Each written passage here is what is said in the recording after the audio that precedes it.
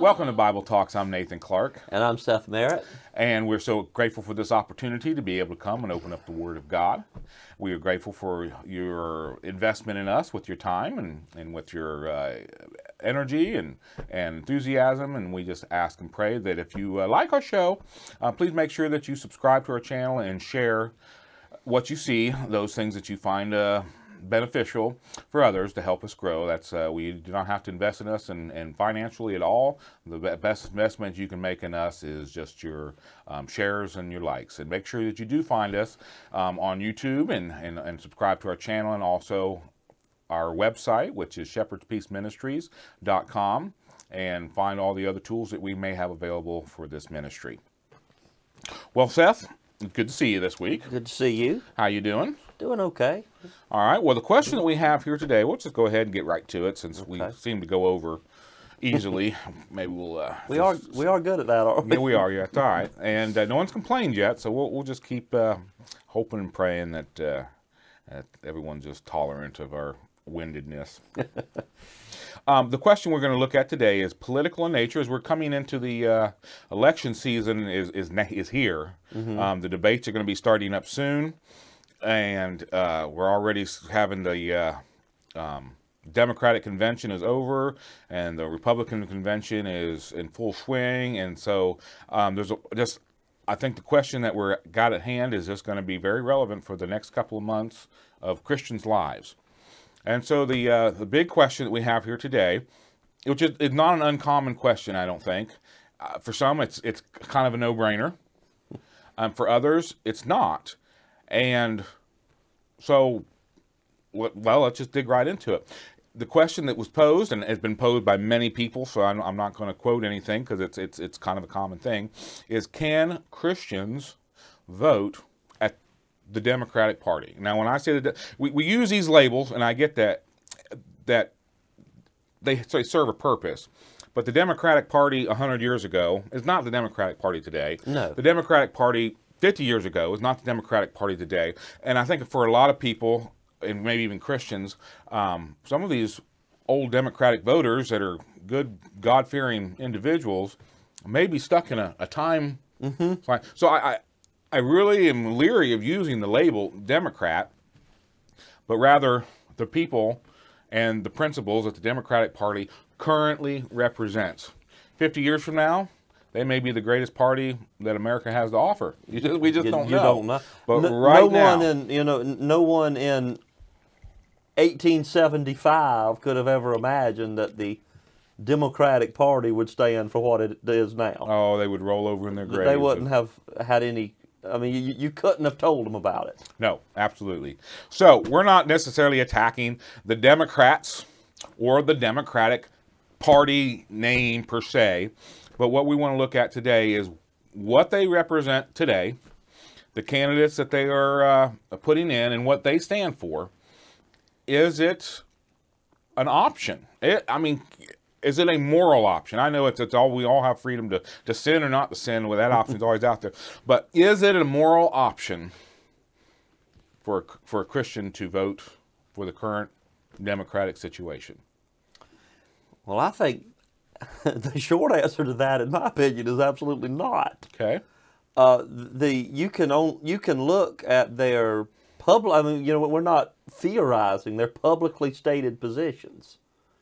I think probably one of the most critical ought to be to a Christian, the publicly stated position of the Democratic Party. Now, that doesn't mean every single Democratic candidate all the way down to the local and county level holds this position. And that's even another... that's a whole other dimension. A whole other story. That just because you got this little sheriff that's running as a Democrat there in your small county, like Vernon County, I don't know how many people we have, maybe 12,000 people, mm-hmm. something like that. Very, very small. A Democrat sheriff or something like that would not represent the greater Washington, D.C. Right. Democrat. So, that's a logical thing to separate out. But the national party, just to pick at what, in my opinion, is probably one of the most egregious examples. These people support, and in states where they control, they have enacted and enabled abortion on demand up to the moment of birth. I mean, these people apparently want to be on the record as supporting the ability to kill an infant. That's their public position. And they're not even hiding it. They're not No, trying not to even hide or be discreet about this. And if you are in a situation where a organization, political or otherwise, is at that point, and where your society is at the point that you could publicly espouse that position without causing some serious backlash, that is a horrifying comment on where we are as a society. I agree 100%. Quite frankly, it really is. Well, would you say that the abortion issue alone is? I mean, I think we set it off by itself. Obviously, that would be enough murder, not just any type of murder, but of the unborn child. And I really am grieved how that should just kind of sink in. The most innocent and defenseless at that end of life, and it feeds right into the attempts, many of which have been promoted by Democrats and their operatives, to begin to cheapen and waste life at the other end of the spectrum. The defenseless elderly who can't speak or defend themselves. No, their value of life is, well, it's wicked. It's horribly wicked. It's and I think, of course, their removal, although they do mention very rarely, but from time to time they will mention a "God bless you" or something along that nature to kind of make you believe. Well, I believe even Nancy Pelosi even said that her goal or her duties are in line with Scripture. Now, I'm paraphrasing that, of course, but that's either it's a lie or that is just the distortion of their thinking that murdering children for the right of a woman to be able to do whatever she wants. I mean, honestly, that if you want to get right down to it, a freedom for a woman to do whatever she wants with her body and have no consequences should include robbing a bank. I mean, it's my body. Why can't I use it to rob a bank? Why not? There's no limits with that in my personal opinion, that position that it's my body, I'm free to do whatever I want. Well, you're really not. No one is. No one is. That is on its face, it's absurd. And I think it really goes to the point of how far we've fallen as a society, even in the intellectual sphere, that most people cannot reason to that point. We're at the point where we have, and I think it's partly because of the, not entirely because, but partly because of the political system, that everybody presumes that they have the right, whatever that means, to do whatever they want, and yet the actual normal, what were once called natural rights of people, are the very things that again, just stick to this issue about the Democrats. They want to promote the so-called right to kill a child and want to restrict your right to, say, operate a piece of mechanical equipment to help you in your farming or your other work. The world is upside down. Very much so. Well, what would you take as far as, obviously socialism is becoming, maybe we shouldn't even sugarcoat it anymore. The communist movement amongst the Democrats is becoming pretty strong now. Very open. It is. Of course, they're still using the word socialist, but I really think they've kind of passed that. I think maybe a decade ago that was kind of we're just working towards socialized medicine and things like that. But now I think we've kind of bypassed it. We're still using the same name, but what they truly stand for, out in the open. We're not talking about hiding it, but out in the open, where they're going to have a disarmed society, and a society that is completely controlled by government and the sharing of wealth. Tell me if I'm wrong, but that's pretty well full-blown a communist environment, is it not? That's exactly where it goes, and I wish that the American people, if they are in any way concerned with the truth, they're concerned with themselves. They need to talk to somebody who lived through that in Russia. They need to read get and read. I can't recommend it highly enough. Read Alexander Solzhenitsyn's works on his life in the Gulag and even coming out and seeing what happened to his society. It's not that this has not been undocumented. We know what this leads to. So what would you say to a Christian? I mean, how would you defend that socialism and the current Democratic Party is just not a good thing for a Christian to get behind, even if many of the other things that they represent, because, I could be wrong. You help me out here. We're going to go down a rabbit trail, but hey, that's what I'm good at. That's good. That's perfectly fine. if I had to guess, I would say the number one attraction for the Democratic Party, and when I say that, I mean its current position right now, for Christians is that they're into, and I'm going to use the words one world order, but that's not how Christians see it. How Christians see it is that the whole world are all children of God, and we're all equal in the eyes of God, and there is no good, and I'm going on the extreme here, but there is no good and bad, and we should just let all people, all religions into our country, because that's the best way for me to evangelize them and save them. And so I think that because Democrats are all about, well, open borders, the idea that we just need to fill this country up with vile and antichrist people in hopes that we might be able to save them, is appealing to them. I think it appeals to their white guilt, but but not all of them are white, of course. But it appeals. It's just that bleeding heart that just says I have to help everybody, even if it requires me throwing my own family under the bus. I mean, I want you to think about this. Imagine if you're a farmer, you have cattle that you want to feed. And so let's just say your cattle operate really good on a certain type of grass. Mm-hmm. But you got some neighbor cows that start coming over. Uninvited, unsolicited, but they start coming over. And they're not doing really good on your grass. And so you do a little research because you're a good man, and you're like, you know what? They would do a lot better on this particular variety of grass than what I currently have. So you go and you change all your land to meet the needs of the new cattle. But by doing so, you hurt your cattle. You starve them because now they're not doing good on the new grass. But you don't care because you're so focused on taking care of something that's not yours, something that's not your responsibility, that your own cattle end up suffering and perhaps even dying and starving. And I think that's what we're seeing in the church today, is they're preaching to a group of people that don't even want to hear it.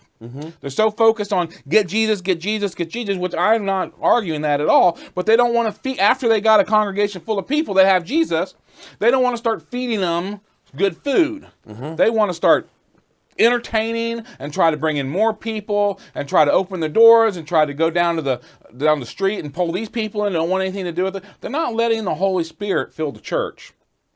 They're doing it, and then they're starving their people in the process.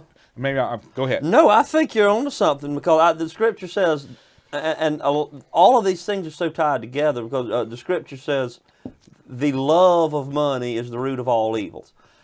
It doesn't say, and a lot of people misread that, it doesn't say money is the root of all evil. Money is an object. Right. You can use money for good or evil. Money is a means of trade. It can be a piece of paper. It can be a piece of silver. There's been cultures that have used seashells. Money is simply a form to mark trade. But the love of money is the root of all evil. All kinds of evil come out of that, the desire for gain. And I really do believe, and we don't have time to try to demonstrate this. I'm sure other people have done a much better job than I could do. But a lot of what is driving let me ask you a question. Let me stop, brother. I'm going to ask you a question. If the Democratic Party is the party of the poor and downtrodden, then why is it supported by essentially every big business in the world, Silicon Valley, the whole group of them, the major social media groups, all of this they're all in the tank for the Democratic Party. If the Democratic Party was out to cause some kind of a proletariat revolution, like this is Russia in 1916, why are all of these groups supporting them? Because they want a cheap workforce. And they want to destroy the competition. It's a cynical ploy. That last point was right there. That's, a lot of times you'll see something come down the pipeline. I say to myself, well, Walmart's not going to go for that, or they're not going to go for that. I mean, these are businesses. They're not going to go for that. And lo and behold, they embrace it open-handed. But what we're not seeing is what's happening behind the scenes. Right. Is where their true money is being made. And so you're absolutely right. That's a good question that needs to be posed. That they're obviously not for the poor. They're for the dependent. Oh, absolutely. Because the dependent is easy to control. Can be controlled. And it's what's the word I'm looking for? Predictable. A guy like me and you, we're unpredictable. Because we're free to think on our own. The more you rely upon something to take care of you, the less, this will get down some psychology. The more I'm dependent upon something, the less likely I am to think for myself.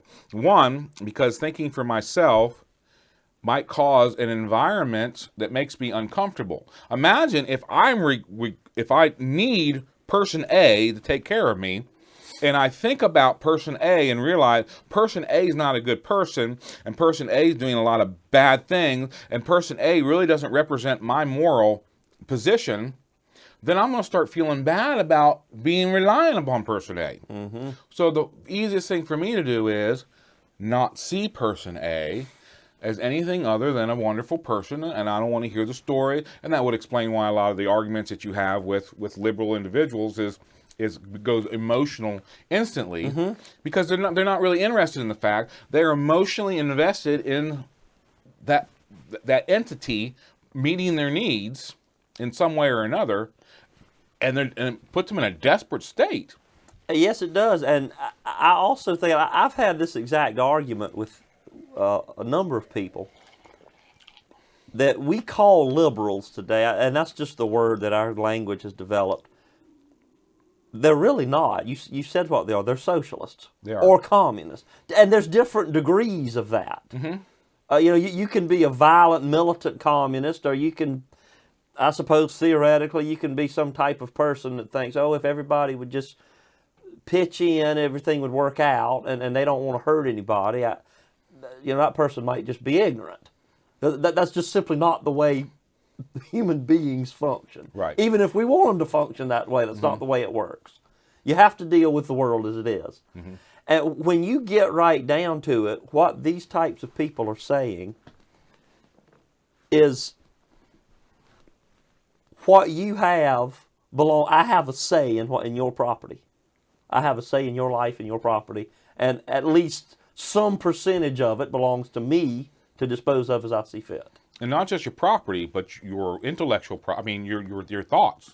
They believe that if you disagree with me and your disagreement offends me, that I have a say in changing that, which throws the whole idea of being a liberal right out the door. It's not and takes you right down that socialist, communist mindset, where a liberal would embrace all thinking. But what we're seeing today is it's embracing, if we want to look at this from a Christian's perspective, it embraces everything that God is against. Only anti-God things. That's right. And everything that God is for is not, and not only is it not embraced, but it is fought against. And that would not be, or we'll say a true liberal would not walk down that road. No, these people are the correct term. I think these are for whatever their nuances of their thought. They're collectivists. They believe in some form of collective thought, life, action, governance, and everything else. That they're collectivists, quite simply. And I'm afraid when I look around me that they are the vast majority of our population now. They are. Regardless of what they say their party affiliation is. And regardless of how they want to meet their goals, they're the vast majority. Well, I can say this with all confidence that you're right. That if they're not the vast majority, they're right there. They're right there as far as the thinking. Mm-hmm. And our elections are going to be determined by the church, because more than 40 million, not million, rather, somewhere in the neighborhood of 40% of Christians, and I have no idea at what level we're going to really call a Christian, but that's a statistic out there. Nearly 40% of Christians today are not going to vote, or at least based on, this probably goes back a couple of elections statistically. Mm-hmm. Well, I'm just going to say it like this. This election is probably going to be close. This election shouldn't be close. What the Democratic Party is offering is the most extreme position that they're not even trying to sneak in. And maybe it's because they realize, hey, we don't have a chance, so we might as well just throw our very, very, very, very, what we really, really, really want out there.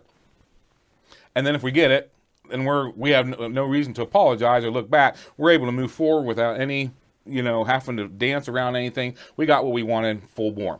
But the thing of it is, what they're offering should just be rejected by the majority of the people of the United States, and it won't be. It will be a very slim win, if it even happens at all, for the Republicans, and it shouldn't be. It should be a landslide. California should go Republican this election. They should, but they won't. No, they won't. And I'm going to let's just put it out. We have to tell the truth. And an enormous part of this, and both sides know it, but nobody will say it in public. An enormous part of this, perhaps the majority of it, has a very distinctive, very noticeable ethnic or racial component. Oh, absolutely. Even the news isn't going to deny that. That the non-European people, and even more than non-European, very specifically the non-Anglo-Saxon persons, they talk about like Swedish socialism or Swiss type. Those people, even some of the behavior of the Germanic people, they do have a very strong tendency to be much more collective than the English Anglo-Saxon peoples. Yeah, they're the rebels and the renegades. Want to go off on their own. And as that has reduced in society, and in society they have been replaced by, the South American population, Mexican population, the African-derived population. They have a very strong, very pronounced tendency toward collectivism. They always have. They do it in their own native lands. And I think also this mass immigration has been to bury the American electorate in that. That when you're counting heads, that's your way of deciding we just need to get more heads. That's exactly all we what we're need. seeing. Yeah, absolutely. We just need more numbers. Get more anti-Americans to get what we want, and it's just really It's just that simple. Yeah. Well, this brings us to I think another question, Seth, and that is, I think it's pretty clear. And maybe I almost didn't even want to address this subject because, obviously it's Democrats are probably, especially this election, are not the best people for Christians to be voting for. And if you're a Christian and you've already decided that you're going to vote for the current situation, well, then you and I aren't going to sway them anyways. They've already found some justification that goes way beyond our talents. But here's the other question that kind of goes with this. Can Christians vote for Republicans? As we were just talking earlier, a little joke between my daughter and I is an old Native American. I don't know if it's really founded in the Native American culture or not, but it's just a meme that I guess I saw on Facebook one time where it says, bird have two wing, left wing and right wing, both same bird. And I think there's a lot of truth to that. Now, I think that if you've been paying attention to anything in the last 3 years, the division between, we'll say, the conservative side of this country and the liberal side of this country, the division has been more clear, where before it was a little more gray. And I'm not saying it's wider, but I'm saying that the lines are a little more clear. That the left is really, they're not hiding anything anymore, and the right is kind of forced to expose themselves, if they have been hiding anything, that how anti-left they really are. But here's the question: can a Republican, or rather a Christian, vote for Republican? And I'm going to come at this question from this angle, and that is because this is often brought up to me. Voting for the lesser of two evils is still voting for evil. And so I'm not really quite sure. I actually got some verses here that I like to look at in that position, but just off the top of your head, Seth, I mean, if we have to, do we have to have a perfect, that's what I'm going to say. Do we have to have a perfect person in order to participate in choosing our leaders? Regardless of how it was done. We don't even have to use our current voting system, but if we are given the right to participate in choosing our leaders, does a Christian completely stand out of it and let the world choose the leaders just because both leaders aren't perfect in their eyes? Well, I guess in my way of thinking about things, Nathan's got his hat on. I guess in my way of thinking about things, I don't look at the question that way. Okay. Because there's never been a perfect leader. King David wasn't perfect. He did some awful things. King David committed murder and adultery. The Bible's very open about that. Well, why? Since you opened up King David, let's just give me an opportunity. And the Scripture says he was a man after God's own heart. Now hold on before you move on King Okay. David. That probably shouldn't have opened up that door. But let's yeah. Not only was passage over I'm in 2 Samuel chapter 12. Okay. And this is where I'm going to start. I'm not where I'm going to end. Okay, so we have King David. Not only he was chosen by God, and he was anointed long before he even got into it. Right. And then, as you said in Psalms, he's associated as a man after God's own heart. All right, so we don't have time to read the whole story, but we are going to start with Bathsheba here. So David commits adultery. Full blown, nowhere. We won't need to get into details, but he sees a woman that is not his. He sets up a situation, brings him to his palace or to wherever he's at. He commits adultery. Then a pregnancy, so we got a conspiracy going on. And his way of solving it, after everything he tried to do a little more, we'll say, standard way, try to make it look like it was her husband's baby, and everything just didn't work out. So he decides to put Bathsheba's husband on the front lines where it was guaranteed that he was going to die. I'm going to call that premeditated murder. Yes. He used his political power to get something cleaned up, a mess that he made. So I'm jumping into this at 2 Samuel, and I'm going to come in here at, I think we'll come in here, well, where do I want to come in at? I want to get here where Nathan comes on. All right, so let's just start with verse 1. Okay. And the Lord sent Nathan, this is the prophet, that's not me, but sent Nathan the prophet unto David. And he came unto him and said unto him, and now Nathan's going to lay out this hypothetical situation. But David doesn't know this is hypothetical. David thinks this is a real thing. It says, there was two men in one city. The one was rich, and the other poor. The rich man had exceeding many flocks and herds, but the poor man had nothing, save one little ewe lamb, which he had brought and nourished up. And he grew up together with him and with his children, and did eat of his own meat, and drank of his own cup, and lay of his bosom, and was unto him as a daughter. So Nathan's kind of painting this picture that this little lamb, this sheep, was very valuable to the poor man. Very valuable to the poor man. And there came a traveler unto the rich man, and he spared to take his own flock, which means he didn't bother to take anything from all of his herds and all of his flocks, but his own flocks or his herds, to dress for the wayfaring man that was come unto him. But he took the poor man's lamb, and dressed it for the man that was to come to him. So there's the little hypothetical story. The rich man who had all access to his resources were endless. but rather than use his resources to entertain himself or the traveler, His he guest, takes yes. that one valuable gem from the poor man and steals it. Now, here's what I want people to see. I don't really want to hurt David too bad, because I know that David's relationship with God is unique. But at the same time, I want people to see what imperfection can look like. Mm-hmm. And here's what it was. And David's anger was kindled against the man. And he said, Nathan, as the Lord liveth, the man that hath done this thing shall surely die. David was ready to kill a man over a sheep. Mm-hmm. Okay, that's where the man is. Okay, now if we drop down further, we'll see in verse 13 that the Lord hath said, "Put away thy sin; thou shalt not die."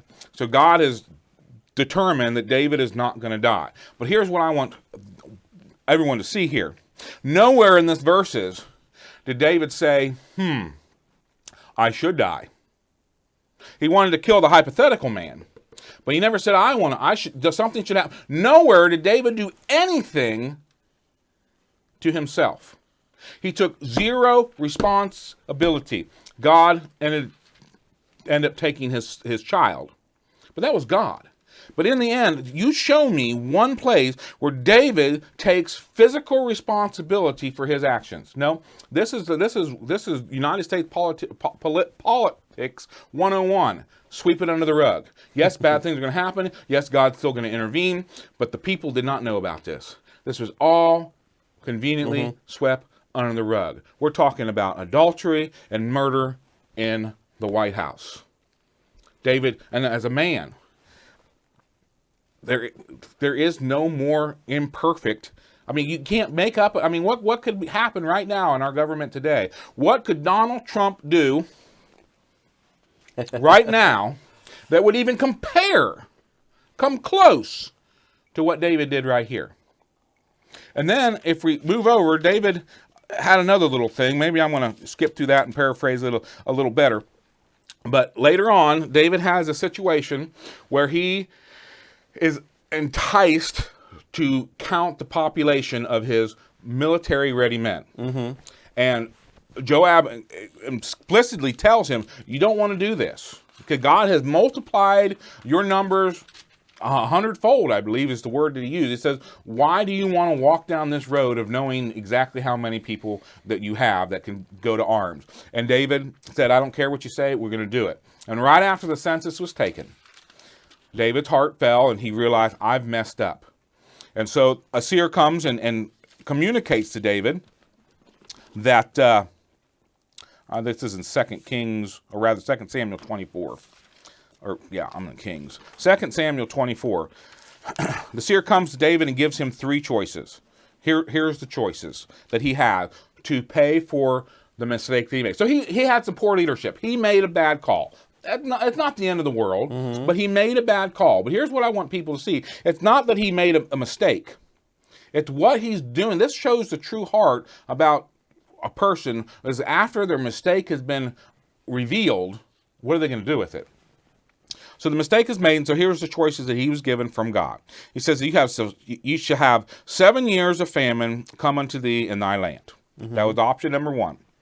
It says, or you will flee 3 months before thine enemies, while thou pursuest thee. That's personal to David. And then the third one, that there will be 3 days of pestilence in thy land.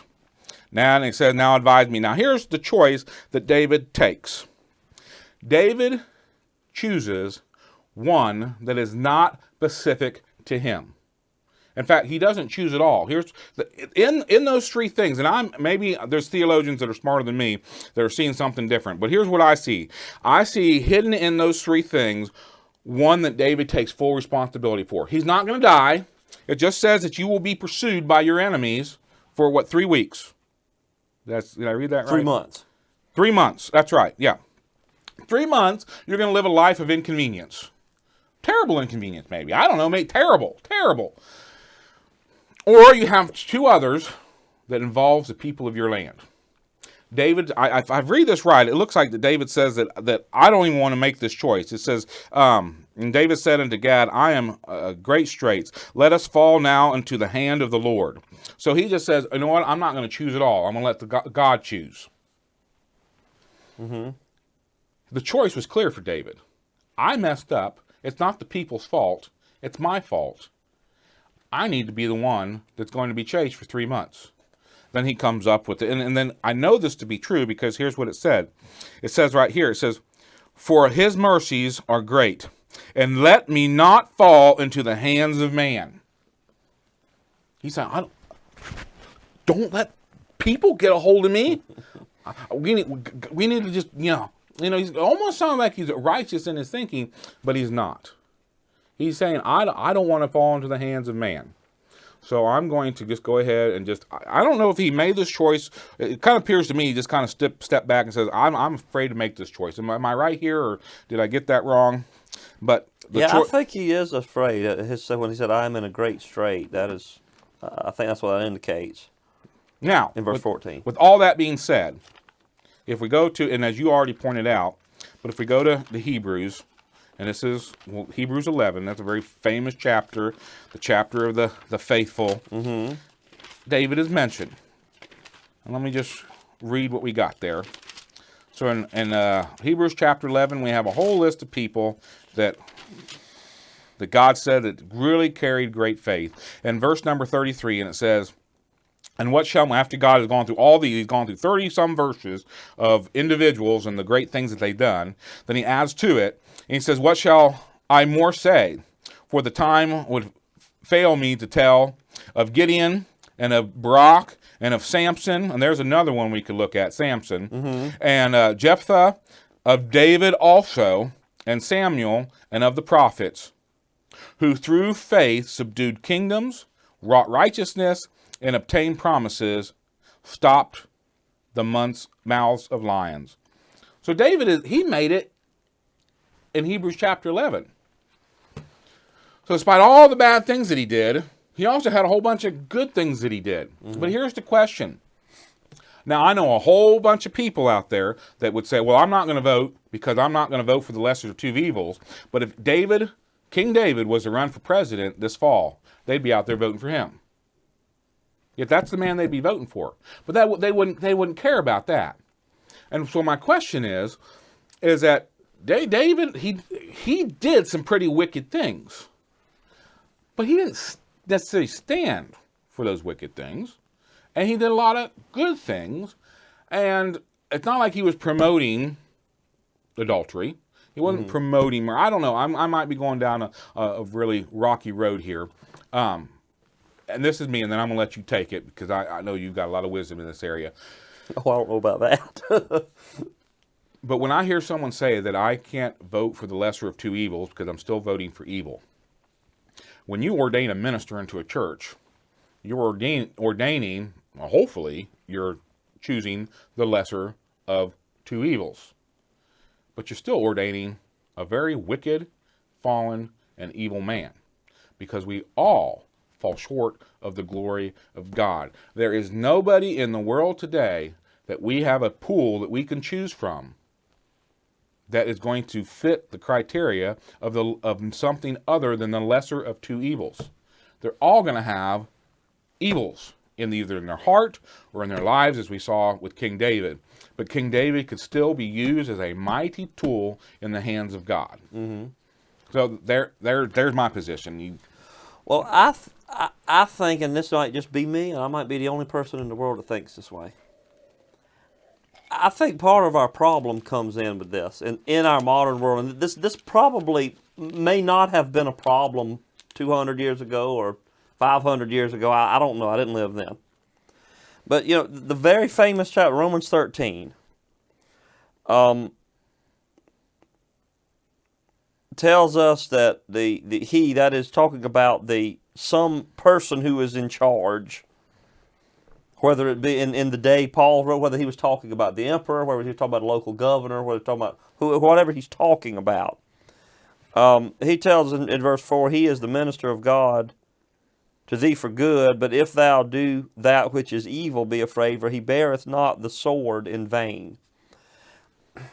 It's constantly described in the Bible, I think, with the imagery that a political power, and it doesn't matter what we're talking about. If we're talking about a king, if we're talking about a representative, if we're talking about an emperor, he's positioned as having a sword. Mm-hmm. And a man of God is positioned as having a pen or a book, which I think those are symbols, and I think he's communicating that a minister, his job is to speak the word of the Lord. His job is to write, to speak, and to teach the word of the Lord. The job of the person that's ruling, well, it's to rule, and he's got a sword. Now, a sword's an interesting object, and it really only has one use. You can't hammer a nail with it. It wouldn't do a very good job at that. Mm-hmm. Wouldn't do a real good job at hammering nails. You can't even whittle with it. It's too big. Its job, it's a piece of weaponry. Its job is to hurt or kill people. Mm-hmm. That's what it was designed to do. It was not designed to feed the hungry. It was not designed to make people's life easier. It wasn't designed to help you get your air conditioner to work.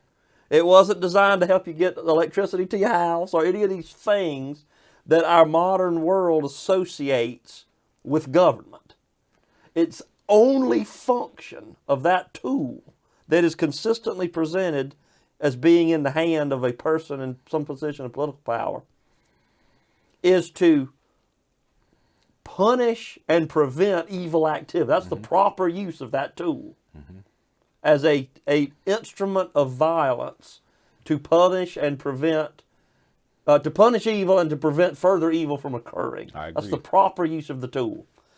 And unfortunately, I think we're in a position in the world now where a lot of people, even good Christian people, have got it in their head that it's the job of their local county supervisor or of the governor of their state or of the president or of their congressman to make their life easier or to help them pay their bills or whatever's in their minds here, to encourage them to encourage their children to read or to get good grades in school. I mean, we could just list things for the next rest of our time here. What people think it's the job of the government to do. Problem is, the Lord he mentions the sword here, and there's only so much you can do with that. Mm-hmm. And I don't want to get too far off track. Can a Christian, in good conscience, vote for, in some ways, champion an imperfect political leader? Well, unless you decide to travel the path of the brethren, the Amish or Mennonite persons, and just completely withdraw. If you participate in the political system in any way, as a voter or as an elected person, like you said, you're dealing with imperfect people that might do terrible evil. To my mind, almost a more pertinent question would be, what am I supporting and what do I think? How does my mind functioning? What do I think the purpose of the office of the president and all the way down the chain, what is their purpose? What are they supposed to be doing? And I'm convinced, unfortunately, we have fallen so far from that. I don't know how to turn the ship around to get people to be able to think correctly about that. Well, and with our time, we've run out of time, so let me answer that. Try to answer that question, and then we'll have to close out. The key to everything is a right relationship with God. We're talking something pretty specific here. Politics and voting and so forth and so on, good and evil. But in the end, our first duty as a Christian is not to go out and vote. Our first duty as a Christian is not to stand up and be voted for. our first duty as a Christian is to serve, honor, and obey God. And as we'll say, that starts with me. And then with that, I have influence over my family. So now I can kind of make that happen there inside my home. And then as they grow and become their own families and they have more homes, and then that kind of reaches out into the community. Then we start to have that we'll say that right relationship, that obedience with God starts to infiltrate the community. And then it just grows and grows. And if it works right, it'll grow. Here's what I'm trying to say to answer your question. How do we get that right thinking? Let's just take Donald Trump as an example. He is, I think I've even said this before, I wouldn't let my kids go over to his house. Okay? I voted for him. I'm going to vote for him again. As a president, he's the best president that I've had in my lifetime. He's done a lot of good things, not just morally, but also economically. But he has done a lot of good things morally for this country. But he's... Well, I'll say this. Let me just... And I don't want to sound defeated or too pessimistic, but Mr. Trump is, I'm very confident saying he is that I've seen, the only individual with any national recognition at all that is standing for anything remotely decent. Absolutely. That's a fact. Yet he's not really that decent of a man. It's a sad world we're living in. So here's where my take will be, is that we're going to talk about that in an upcoming lesson, but we have a two-party system, and it's really sad that we do, because that really limits what you have. But that's the only thing that's going to work. A third party has, for 100 years, has not had any positive influence. All it does is hurt the other, we'll say, the potentially other good party. One or the other. Because there's always going to be, whenever there's a third-party system, just to help others understand, they're going to run really close to another party. So it doesn't have to necessarily always be a conservative. There could be a third party on the liberal side. But all they'll do is run really close to the liberal side, and then they'll pull votes from the liberals, and all they'll do is hurt the Democratic Party. Well, like the Green Party in the United States has that function. That's not even a real party, but it serves that same thing. Serves that function, yes. But here's the thing. In a two-party system, we'll say, what is God's duty? God's duty is, as he said in Romans chapter 13, verse 1, I will raise up somebody, and I will take people down. And that's actually in Psalms, Psalm 75. I raise them up, I take them down. So he's raised up, in our last election, Hillary Clinton and Donald Trump. This election, God has raised up Joe Biden and Donald Trump. That's who God has raised up. Now, God is going to raise up somebody. He's not going to raise up a priest, because the country doesn't deserve a priest. The truth of the matter is, this country doesn't deserve a good, godly man. It deserves judgment. So as long as Christians, and I'm speaking because if we go to Chronicles and we read that famous verse where it says, if my people will turn from their wicked ways and pray and seek God, and that I will heal their land. You're talking about God's people. It doesn't require the whole nation to do it. It only requires God's people to do it. I've said that over and over and over. But until God's people, and that's talking about the churches, turn their heart to obedience. We have churches that are blatantly teaching, don't follow God's law. You cannot expect God to raise up a truly godly man. Okay? Right. So when the churches begin to teach truth, when the churches begin to teach sin and repentance and hellfire and brimstone, and then it starts to turn the congregations towards obedience, then there's not going to be a Donald Trump raised up. There's going to be maybe a St. Paul raised up, or a Peter raised up. But yes, God's going to raise that up. But that depends. He's only going to raise up the people. We'll say the two choices that we're going to have is going to depend upon where the hearts of the Christian people in this nation are. And so that's what I'm encouraging today, is we need to get right with God. We need to make that decision that we're going to follow God, and we're going to obey God, and then we're going to teach our children to do the same. And then God's going to, I believe with all my heart, he will raise up a more godly man than Donald Trump. Because it doesn't take much. It wouldn't take much at all. So it starts with us. But until he does, we need to choose the lesser of two evils, in my opinion, because a choice is going to be made. And in the end, are we going to let the world choose our fate, or are we going to do our part? And then, of course, it's still in God's hands. It's always going to be in God's hands. But to say that my health is in God's hands, which it is, and then saying that I don't have to eat, I'm just going to not eat at all, and if God wants me to, have protein, he'll just magically inject it into me. No, I still have to do something. I still have to participate in that process. I have to eat. In the same way in my personal opinion, and I may be alone on this, but our election system is that God's raising up the two candidates.